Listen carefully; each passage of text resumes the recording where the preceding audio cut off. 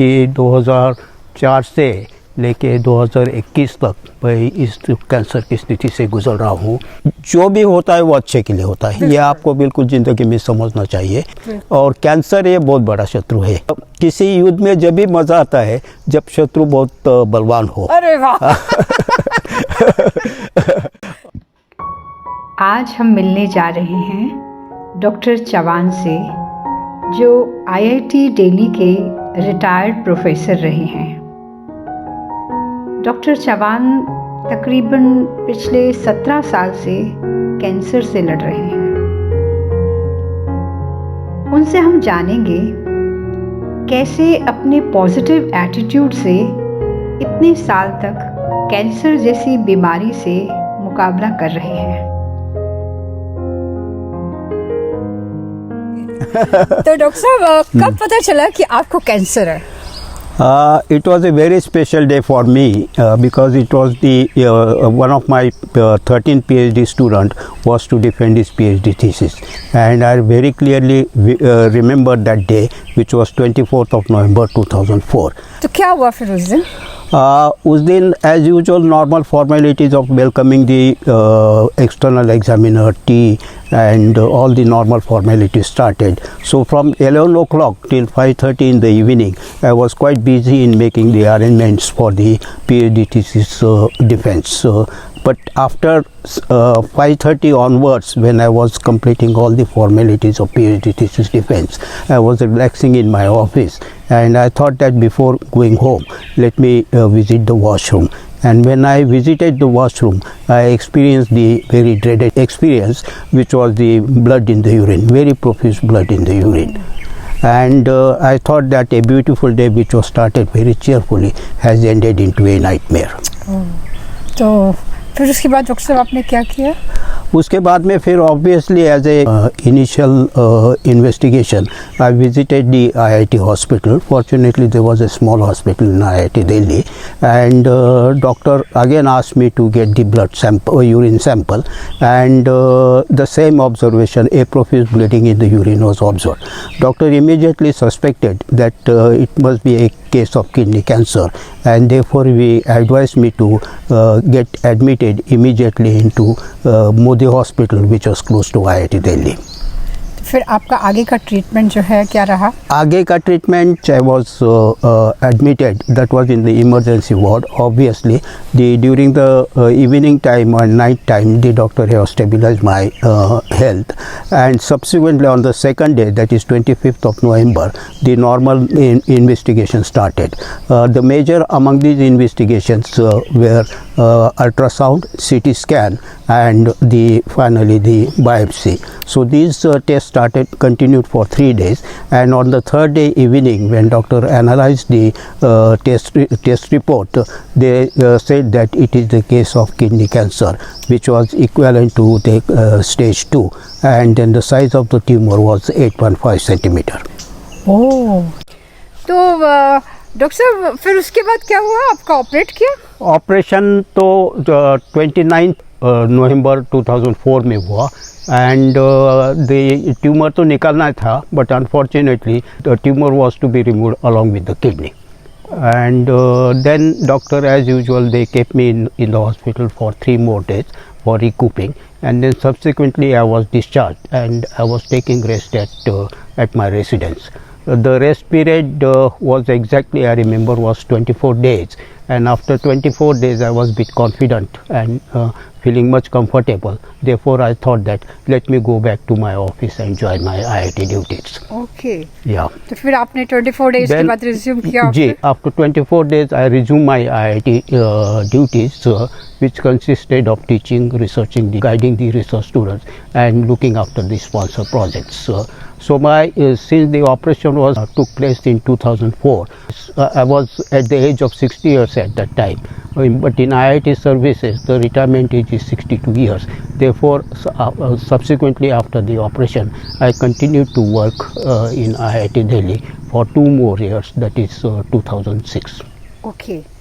और फिर रिटायरमेंट के बाद आपने क्या किया? रिटायरमेंट के बाद normally IIT professors they don't have any difficulty getting it extended, because in IIT system itself, after retirement, a professor can continue for 2 more years to continue his services. But there is a second option for leaving the IIT system and opt for some alternate avenues. So I chose the second option of leaving the IIT system and went as a consultant at one of the reputed institute at Wardha, which was Mahatma Gandhi Institute of Rural Industrialization. Okay, तो वहाँ आपने क्या किया? The major contribution, or rather technologically major breakthrough which took place, was the development of the solar charkha. Solar चरखा. Yeah. This must be very it interesting. was absolutely new technology, Okay. and those who are familiar with the khadi sector, they know that the spinning of the yarn is done manually, Yes. and mainly by the ladies, and that too in the rural areas. क्या ये अभी market में आ गया है? जी हाँ. तो doctor साहब, ये तो बहुत बड़ी अचीवमेंट रही आपकी कि सोलर चरखा जो है वो जो है अभी मार्केट में आ गया है और दे जी, दिया. जी. तो फिर उसके बाद क्या किया? उसके बाद में फिर मुझे एक फॉरेन असाइनमेंट मिली जो इथियोपिया में थी. इथियोपिया? हाँ. That's very interesting. The name of the मतलब बहुत ब्यूटीफुल लड़कियां हैं. they are so tall that if I want to look at their face, I have to stand on a stool. That's very nice. That's very nice. तो वहाँ पर बहादुर university में I was invited as a visiting professor, Okay. and with a very special assignment of developing the MTech program, PhD program. And तो doctor साहब, आपने फिर Ethiopia कितना time रहे? इथियोपिया में मैं 4 साल रहा, exactly from 2009 to 2013. What was your role over there? My role was actually I was the first professor in that university. पहले professor थे इथियोपिया में? Yeah, and in the textile technology department which they had. Okay. And the special responsibility which was given to me was to develop the courses for the MTech program, PhD program, and then continue the research. I thought that this is an opportunity for me to bring the IIT culture in Ethiopia. ओ, एक तरह से आप जो है replicate कर रहे थे वहाँ जी, पे IIT को. जी, वाओ, जी, दिस इज जी. Very fantastic. Yeah. डॉक्टर साहब, इथियोपिया तो बहुत ही थर्ड वर्ल्ड कंट्री है, तो आपका वहाँ मेडिकल ट्रीटमेंट का क्या हुआ? No, actually, let me refute what you said, that it's a third world country. It is the actually Western media which has created that hype, because in 1985 there was a Okay. great famine, and that image of Ethiopia is still going on. But when I went there in 2009, it was almost like any normal country like wow. India. Still we are carrying that image. We are just carrying पर अगर that आपको image. Medical treatment वहाँ पे कोई medical treatment में although there was a hospital, but मुझे medical treatment की ऐसी ज़रूरत ही नहीं पड़ी, अरे वाह, क्योंकि जब मैं किडनी कैंसर के बाद में when I joined my professional duties, I got involved so much into my professional duties that I forgot that I have a cancer. And 2014, 2009, 2004 till 2013, I didn't had any medical treatment. And probably getting passionately involved into your activities of your liking is probably the secret of my survival after cancer without any medications. तो आपको फिर रीअकर कब हुआ? जब मैं 2013 में वापस आ गया, it was exactly September 2013. So I was after coming back from Ethiopia, I was staying at Nashik, and towards the end of 2013, December or so, I had little prostate problem, and therefore I went to doctor to consult for the prostate problem. Then obviously when you talk about a certain disease, you have to tell the history of previous disease to the doctor, so that doctor can analyze the your disease in the whole perspective and come to a proper conclusion. So doctor, it was actually accidental notice of the recurrence of the cancer. The prostate doctor told me to get the X-ray, and the X-ray obviously indicated some problem in the lung. Lungs में? Yeah. Okay okay. It occurred in such a way, the property of the or characteristic of the cancer is that it can migrate over a period of time from your primary place, which was kidney, to any other part of the body. And in my case, the kidney cancer was migrated to the lung. And although the cancer was existing in the lung, but according to the cancer treatment protocol, the treatment which was given was equivalent to that of the kidney cancer. तो doctor साहब फिर आपका यहाँ इलाज start हुआ? यहाँ इलाज start हुआ क्योंकि मैं, as I told you earlier, that it was accidentally towards the end of the 2013, and at the beginning of 2014 I was to shift to Ashiana, Lavasa. Okay, आप आशियाना में यहाँ पे आ गए? हाँ, तो उसके बाद में from Nashik I shifted to Ashiana, and therefore I took the treatment at Pune hospitals. Okay. And 3 hospitals which were involved in my treatment were the Jahangir Hospital, Dinanath Modi Hospital. Okay, कौन से stage का cancer था? ये actually primary cancer जो था वो क्योंकि tumour size what 8.5 centimetre, और ट्यूमर साइज के हिसाब से the doctor decide the stage of the cancer, and according to the 8.5 centimeter tumor size, my cancer was in the stage 2 of kidney, which is known as the primary cancer. Okay.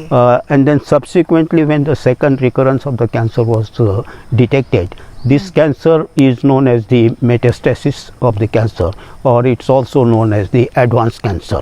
And then the advanced cancer is invariably are categorized in the stage 4. उसके बाद में फिर in case of primary cancer of kidney, the surgery was an option because the tumor size was quite large, and it was possible to remove the tumor along with the kidney, along with the organ by means of surgery. But in case of advanced cancer or metastasis of cancer which occurred in the lung, the tumor size was very small, and there was not a single tumor, but there were 5 tumors in the lung, spread out in the lung, and therefore the surgery was not possible in this case. And then obviously the choice was to go for the medications, either to kill the cancer cells or to shrink the tumors which are existing in the lung. Okay. So in case of medicine treatment, there are 3 lines of actions are there. The first, they call it, technically they call it as a first line, the second line, and then the third line. So the first 2 lines I went under the treatment at Jahangir and Dinanath Hospital, and the third line, which is known as the immunotherapy, which I am presently taking at Command Hospital in Pune. तो आपका chemotherapy और this immunotherapy, which in fact I was never subjected to the chemotherapy, Okay. because the medicines were the first operation was done very successfully. Therefore there was no need of chemotherapy. Okay. The medicines were also in case of advanced cancer, the medicines were also working perfectly. Therefore there was no need of therapy, the chemotherapy. आपका फिर doctor साहब आगे treatment कैसे रहा? क्योंकि it was treatment given by the medicines, therefore obviously the treatment was continued for a longer time. और जो advance cancer का ट्रीटमेंट जो अभी प्रेजेंटली चल रहा है वो 2014 से लेकर आज तक चल रहा है. तो it's almost 7 years now the treatment is going on. Okay, Yeah. 7 years. 7 years, yeah. And I do not know how far this treatment will continue. Okay. Yeah. तो डॉक्टर साहब क्या चीज़ का ये मतलब क्या ट्रीटमेंट में आपको क्या दे रहे हैं? अभी प्रेजेंटली जो थर्ड लाइन ऑफ एक्शन में जो पहले बताया था तो it falls in the category of immunotherapy, जिसकी वजह से मेरी जो अंदर की इम्यूनिटी वो बढ़ जाए. But basic scientific principle of this therapy is that the medicine which is given, it increases the white blood cells in our body, Fighting cells. and the white blood cells are responsible for selectively fighting with the cancer cells, and it also increases the immunity to fight with the cancer cells. So that is the basic principle of this treatment.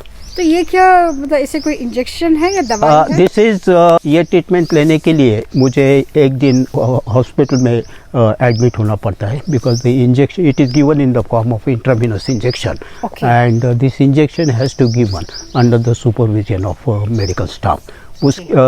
For this reason I had to get admitted in the hospital for 1 day, and then under doctor supervision the intravenous injection is given.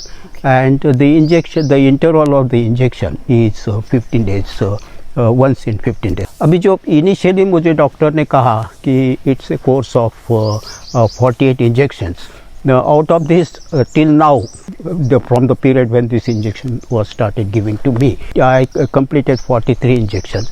Then 5 more injections are left. After each 8 to 10 injection, doctor see the progress of the tumors which are present in the lung through PET scan. And after viewing the PET scan, they see the progress and decide whether the injection is to be continued or is to be discontinued. But until now, the progress is reasonably good, and therefore I have to continue taking the injections. तो ये treatment आप कहाँ से ले रहे हैं? ये initially ये ट्रीटमेंट मैं दीनानाथ मंगेशकर में लिया, और उसके बाद में फिर अभी प्रेजेंटली मैं ये ट्रीटमेंट कमांड हॉस्पिटल पुणे में ले रहा हूँ. ओके, आपका बेटा है? हाँ, कि मेरा बेटा आर्मी में कर्नल है, और उसके वजह से it was possible to get the treatment in command hospital. तो डॉक्टर साहब, आपने तो बहुत लंबा अरसा इस ट्रीटमेंट में देखा है, तो आप जो हैं कैसे अपनी लाइफ लीड कर रहे हैं? सही बात है, आपने सही कहा कि बहुत लंबा अरसा देखा है, क्योंकि 2004 से लेके 2021 तक मैं इस कैंसर की स्थिति से गुजर रहा हूँ. और आप मेरी लाइफ के बारे में सोचोगे या मेरा जो एक्टिविटीज़ है उसके बारे में सोचोगे, तो मुझे लगता है कि I am leading a very normal life, as if I don't have a cancer. And then the whole credit for the secret of my leading the life after cancer without any fear is the involvement in the passionate activities. Oh wow! Yeah. And these passionate activities consist of my reading and writing technical paper, and recently I got involved into the experimental gardening. Experimental gardening, वो क्या है? Experimental gardening में being in the field of research and development, I always look for what are the new development taking place in any particular area in which I am interested. And in gardening there is a new concept which is coming up, or people are trying, is to cultivate the microgreens. Okay. And these microgreens consist of, it is probably the shortest harvest which you can take it in within a period of 1 month. Otherwise the normal harvest takes about 3 to 4 months. Okay, doctor साहब, आप क्या समझते हैं कि cancer के नाम से मतलब इतना स्टिग्मा क्यों अटैच्ड है? क्योंकि जब किसी आदमी को समझता है, डॉक्टर अनाउंस करता है कि आपको कैंसर है, तो उसके मन में जो इमीडिएट जिसको कहते हैं शंका आती है कि ओ मुझे कैंसर है और मैं इसके आगे जिंदा नहीं रह पाऊँगा, और इसके वजह से उसको स्टिग्मा है. और काफ़ी वक्त लोग ये भी समझते हैं कि यदि मैं किसी को कहूँगा कि मुझे कैंसर है, तो लोग मेरे तरफ सिंपैथी की वजह से देखेंगे, और उसी की वजह से काफ़ी लोग कैंसर को छुपा के भी रखते हैं. सिंपैथी तो बहुत, हाँ, सिंपैथी बहुत बुरी चीज़ है, वैसा बहुत बुरी चीज़ है. अब ठीक कह रहे हैं, जब कोई ऐसे कैंसर के पेशेंट को मिलने भी आता है या उसके अटेंडेंट है, ये है, उनके चेहरे के ऊपर ही कैंसर के डर का भय होता है, और वही भय जो है वो पेशेंट जो है वो भी रिसीव करता है. एंड आई थिंक सिंपैथी तो बिल्कुल भी नहीं होनी चाहिए, नहीं होनी चाहिए. देखने हाँ, बट मेरा व्यू ये है कि मुझे एक याद है, आनंद मूवी में राजेश खन्ना को इसी प्रकार की भी कैंसर बीमारी होती है, तो वो बड़े गर्व से कहता है कि मुझे ये बड़ा ऊंचा नाम देता है वो, और कहता है कि मुझे ये बीमारी है और मैं इसको गर्व से कहूँगा. और वो सेंटेंस मुझे बहुत जचा, एक्चुअली इसलिए जचा कि डरना किस बात का है.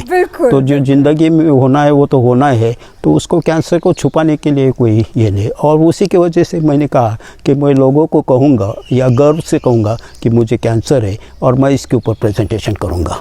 अरे वाह, दैट्स वेरी नाइस. और ये भी तो है ना कि भगवान जो है वही हमें देखने वाला है. मेरे इस बारे में मेरा बहुत फर्म बिलीफ है कि जो भी होता है वो अच्छे के लिए होता है. ये आपको बिल्कुल ज़िंदगी में समझना चाहिए.